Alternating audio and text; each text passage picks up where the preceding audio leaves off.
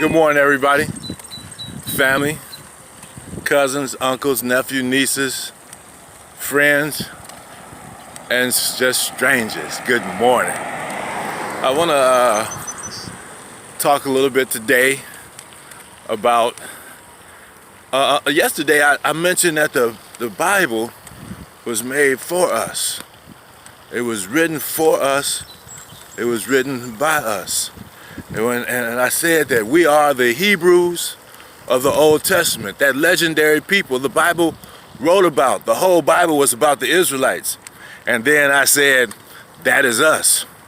So now, I know that when people heard that, they say, well, no, that ain't us. That ain't us. That's the people, those Caucasians who live in Israel. I submit to you that the Bible tells us a whole different story, people. I'll start with Revelations chapter 2, verse 9. It says, and Revelations is written by John, who was exiled to the island of Patmos, which at that time was a prison. It was a salt mine, and it was a prison. They sent prisoners there. And so, this is Revelations. Revelations means the revealing. The revealing. So, Christ or God was revealing things to John while he was on the island of Patmos. And one of the things, there's two great things that he revealed. The first one was, what did Christ look like, so that in those latter days, when he was painted as something other than what he really looked like, we would have scripture to tell us what he looked like. The second one was to tell us who are not the real Jews. So let's go to chapter 2, verse 9 in Revelations. And it says, and I'm doing this off the top of my head, and again, you can get your Bible and look at the scripture for yourself. But Revelation chapter 2, verse 9 goes something like this. It says, I know your troubles. I know your tribulations. And ye are poor. But I know your troubles and tribulations, but ye are rich. I know those who blaspheme and say they are Jews and are not, but are of the synagogue of Satan. Now, that was easy enough for me to understand, because living in Miami for all these many years, I knew that if I went through North Miami on a Friday afternoon, I'd see a certain group of people walking with their families. The men had hats on, the women had wigs on, and the children, the little boys, some of them had brims on, right? And they would be walking around 5 o'clock in the evening before sundown. And where were they walking to? To synagogue. And who were they? The Jews. So this was clear to me who the people who say they are Jews, but the Bible said they are not Jews. So if we go to, if we want to say, well, if they are not Jews, who are Jews? And why do you say that you are a Jew? Well, there's some historic facts, and then there's the scriptures. If we want to look at the historic facts first, we'll go to, you pull up a map of 1741 of Africa. 1741 of Africa. The west coast of Africa, which now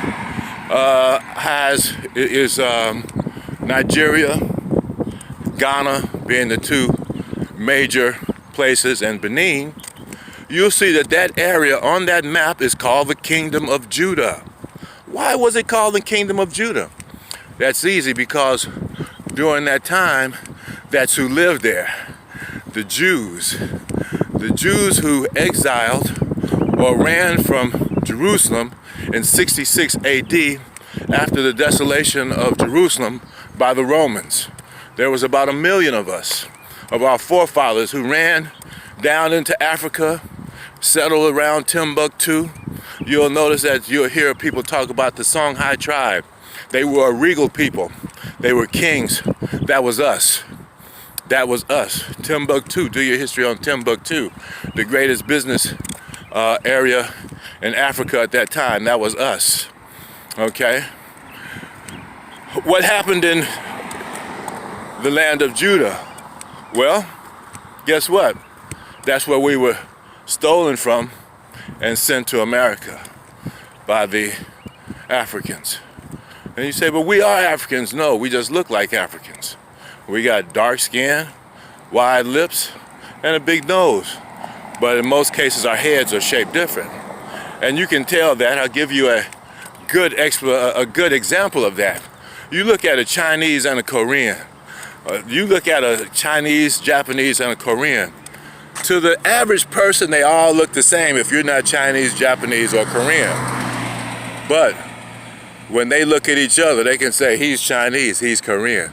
To us, all we see is a yellow guy with slanty eyes. And so we think slanty eyes and black straight hair. So we can't tell the difference. So that's why we were sent into Africa from Jerusalem, because the Romans could not tell the difference, but we can tell the difference.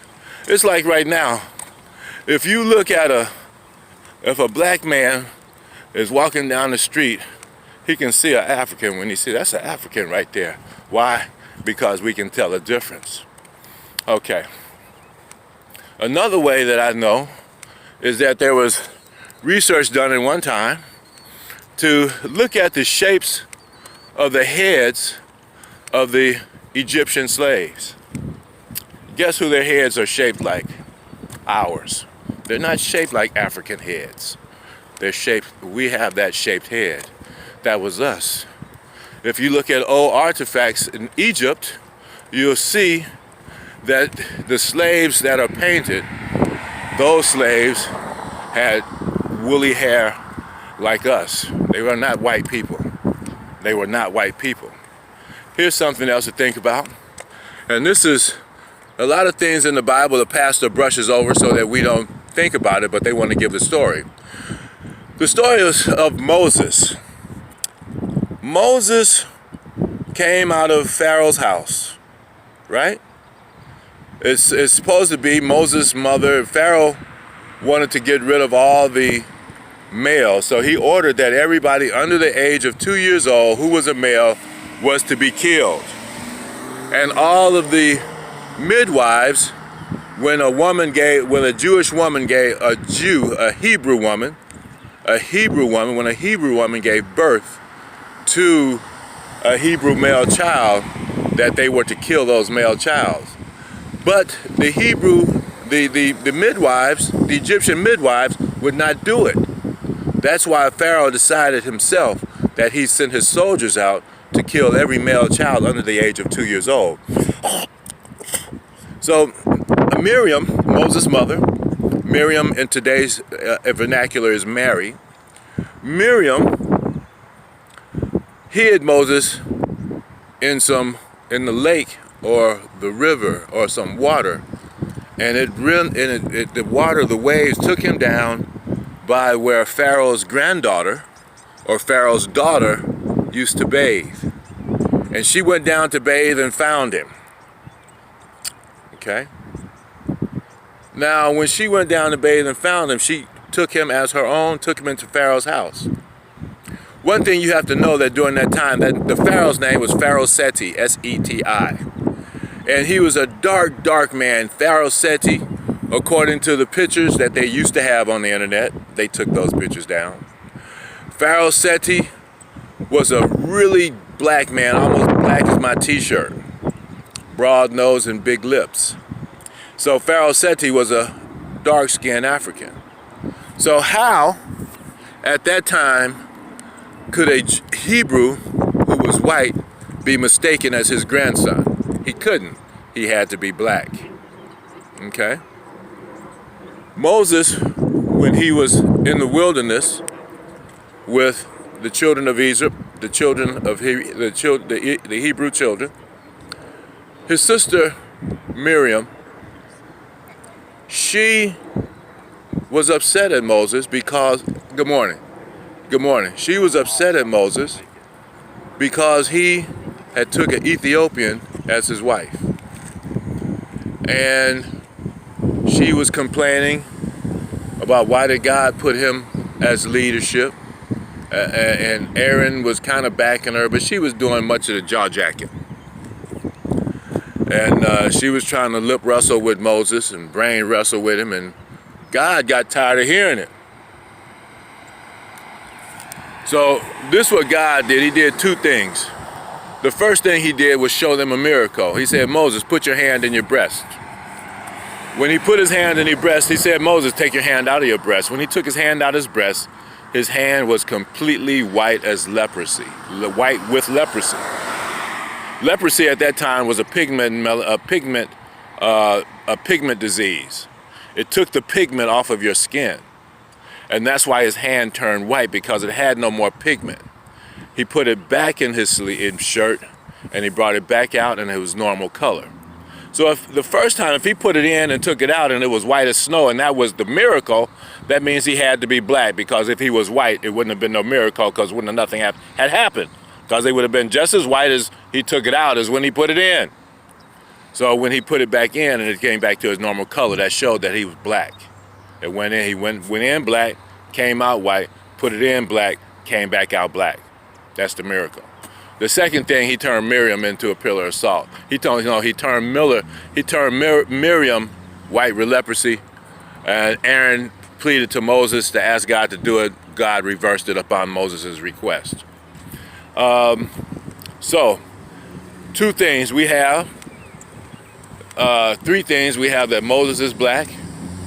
We have that we came from the tribe of Judah, which was and we know we're from the tribe of Judah because we were inhabitants of the kingdom of Judah.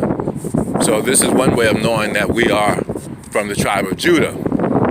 Now, if we go to Deuteronomy chapter 28, Deuteronomy chapter 28 of the Old Testament, you know that Deuteronomy is a book that was written by Moses to the people of to the Hebrew people at that time.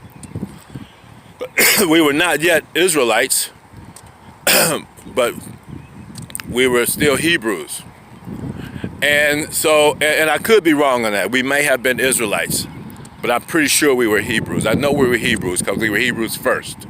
Then when Jacob wrestled the angel and God changed Jacob's name, his surname, into Israel, then that's when we became the sons and daughters of Jacob. Therefore, we became Israelites. But for simplicity, we'll just stick with Hebrews. So Moses was writing these books, the first 5 books of the Old Testament, which is called the Torah. He was writing that to the Hebrews. So in Deuteronomy chapter 28, he is telling them, and if you look at if you'll study Exodus chapter 24, Leviticus chapter 26, and Deuteronomy chapter 28, you'll get the full story. But those are the chapters you want to read and put it all together. But chapter 28 is the conclusion of those, and it says, somewhere in the bit, it says, if you will hearken unto, chapter 1 says, if you will verse 1 of chapter 28 goes something like, if you hearken unto the voice of the Lord and obey all his commandments, judgments, and statutes, these blessings you will get, and they will overcome you. And it says you'll be blessed on the field, your children will be blessed, your cattle will be blessed, your crops will be blessed, everything you touch will be blessed. So your enemies will run from you. 7 enemies will run from one man. I mean, that's powerful. He said in chapter 7.6, he'll make us a special people above all people on the earth. And so then in 28, he's telling us these blessings and what that entitles for that special people.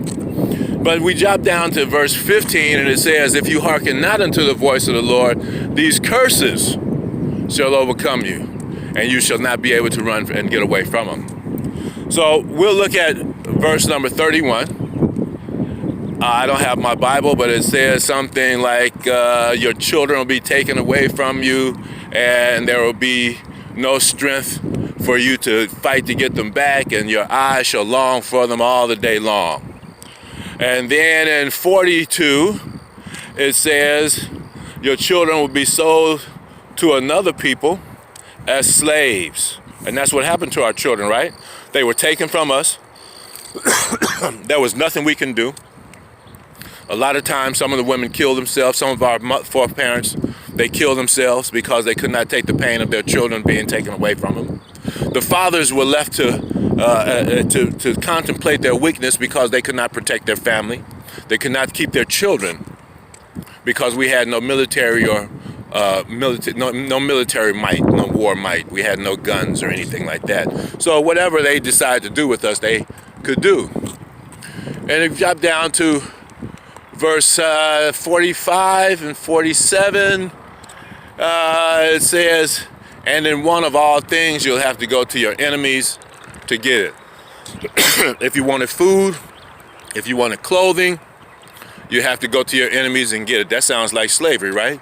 Because everything we got during those days, we had to go to master to get it, even water to drink. Even today, we still have to do that because we don't have the factories to even get it.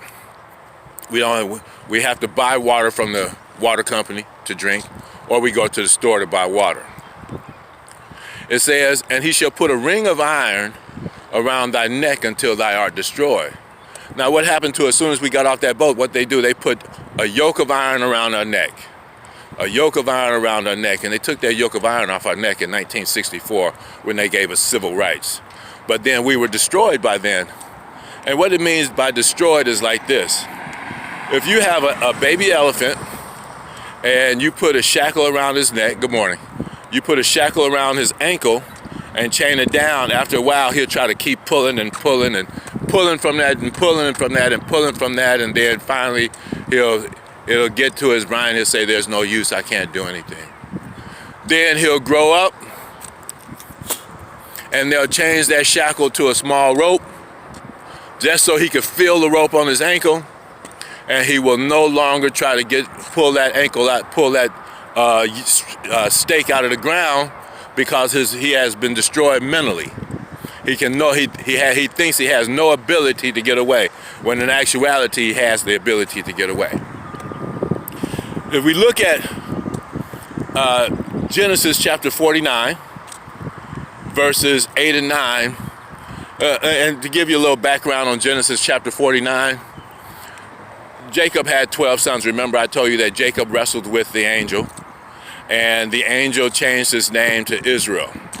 So actually we were Israelites when we were in slavery in Egypt. So in Genesis chapter 49, Jacob is on his deathbed. Jacob is on his deathbed, and he's given his blessings to his children. When you're about to die, back in our Hebrew history, when we were about to die, the father gave the blessings to the sons based on age and based on age. And so we were like fourth or fifth. And so we go down to chapter 8, Genesis chapter 49, verse 8, and he talks to Judah. And he says, Judah is a lion's whelp. A lion's whelp. A lion's whelp. What is a lion's whelp? A lion's whelp is a lion cub. It said, but who shall wake Judah? Who shall make Judah stand up and be the power that he has? It's almost like Simba, when they killed Simba's father, and he didn't think he was nothing. He had to look in the water, and the old baboon told him, say, boy, you your father's son. You got power. But it says, we shall not have that power till Shiloh comes back. Shiloh is Christ. So that's why right now, we have all this power. We're the strongest individuals on this planet, mentally and physically. There's nobody on this planet can go through the stuff that we can go through, that we went through. When they were building the railroads, they started off with Chinese. They was falling down dead. They fought with Indians. Indians fell down dead. But black people, we was able to bang that shit out all the way to the end because we're strong. We're mentally strong and we're physically strong. It's something about the melanin, baby. The melanin, baby. God gave us this personal thing that gives us something, and we'll talk more about melanin in future conversations. But in conclusion, and I'm going to end this, but in conclusion, we are the tribe of Judah. We are a strong people, and we act cowardly, and we cower when the white man comes and does stuff to us. We'll kill our own kind, but we will not kill the enemy. But until Shiloh comes back, when Shiloh comes back, I don't know what will happen to our mental, but we'll break the chains that he put on us, and we'll have strength again, mental strength. We will have the will. We will have the will necessary. We got the strength, we just don't have the will. But at that time, we'll have the will. But until then, Nehemiah says, build. He says, occupy until Christ returns. And so what that means is you keep working hard, go to school, get your job, get a trade if you can. And a trade to me is better than going to school. Get you a trade, a good trade, and then make some money, get you a wife, have your child or 2 or 3 or 4, and fight for your family, never leave your family, and you all stay as a single unit, and keep that together, and then just keep on living, and rejoice in the Lord, and keep the law. Most importantly, keep the law, raise your children to keep the law. If you don't know what the law is, look up the 613 commandments according to the Old Testament on YouTube and start learning the law to keep it. In conclusion, shalom, and y'all have a good day.